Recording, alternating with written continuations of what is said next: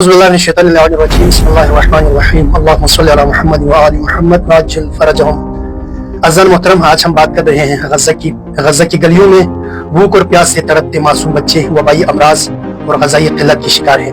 اس ہفتے اسرائیل نے غزہ کی بچی بڑی بڑی عمارتوں کو بڑے پیمانے پر میزائلز کے ذریعے سے زمین بوس کر دیا ہے۔ آج سے موبائل سروس بھی بند کر دیا ہے، انٹرنیٹ بھی بند ہے تاکہ انسانیت سوز مظالم اور نسل کشی کی خبریں انٹرنیشنل دنیا تک نہ پہنچے۔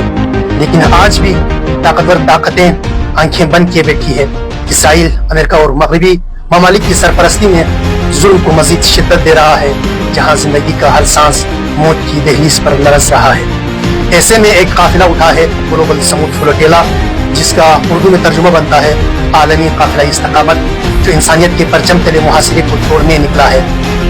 اس قافلے میں دنیا کے 44 کنٹریز کے لوگ شامل ہیں۔ یہ قافلہ نہ ہتھیار لایا ہے نہ جنگ، یہ صرف انسانیت کی پکار لے کر نکلا ہے۔ گلوبل سمود فلوٹیلا وہ روشنی ہے جو غزہ کے اندھیروں کو چیرنے کے لیے نکلے ہیں، جس کا مقصد غزہ کے مظلوم عوام تک ضروریات زندگی اور میڈیسنز پہنچانا ہے تاکہ ان کے کچھ دکھ درد کم کر سکیں۔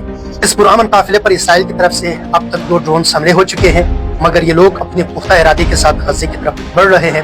آج بھی ڈرونز ان کے سروں کے اوپر منڈلا رہے ہیں۔ یہ قافلہ گویا 61 ہجری کے قافلے کی طرح ہے، درد انسانیت کو سینوں میں بسا کر، سر پر کفن باندھ کر، محاصرے کو توڑنے اور مظلوموں کا مسیحا بن کر غزہ کی طرف رواں ہے۔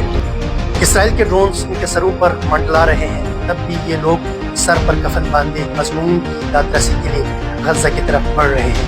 یہ ہے گلوبل سمود فلوٹیلا، انسانیت کا کربلائی قافلہ، جو آج بھی قافلہ حسینی کی یاد تازہ کر رہا ہے، جس میں دنیا کے گوشے و کنار سے لوگ جمع ہوئے ہیں۔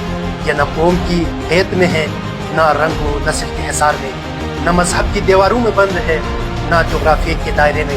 یہ قافلہ صرف اور صرف انسانیت کے پرچم تلے یونس کے بندرگاہ سے غزہ کی محاصرے کو توڑنے کے عزم کے ساتھ روانہ ہوا ہے۔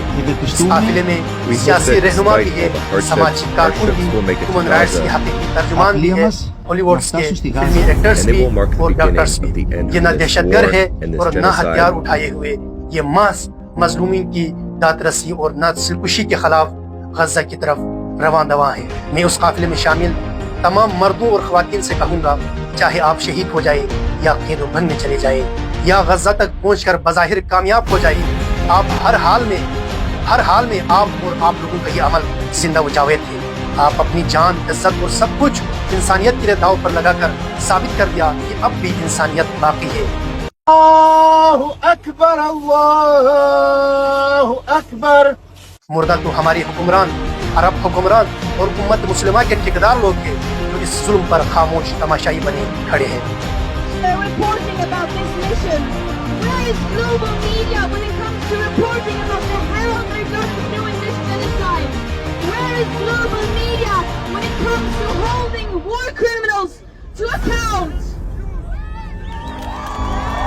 جس طرح امام حسین نے اپنے مخالف لشکر کو کربلا میں مخاطب ہو کر فرمایا تھا، اسی طرح میں دنیا کے روشن فکر افراد سے کہنا چاہوں گا، اگر تمہارے پاس دین نہیں تو کم از کم آزاد انسانوں کی طرح انسانیت سوز مظالم کے خلاف آواز بلند کرے۔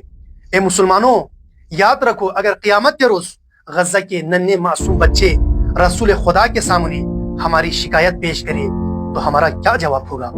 رسول خدا نے فرمایا، جو شخص کسی مظلوم کی پکار سنے، اے مسلمانوں میری مدد کرو، لیکن پھر اس کی مدد کے لیے نہ پہنچے، رسول فرماتے ہیں وہ مسلمان ہی نہیں ہے۔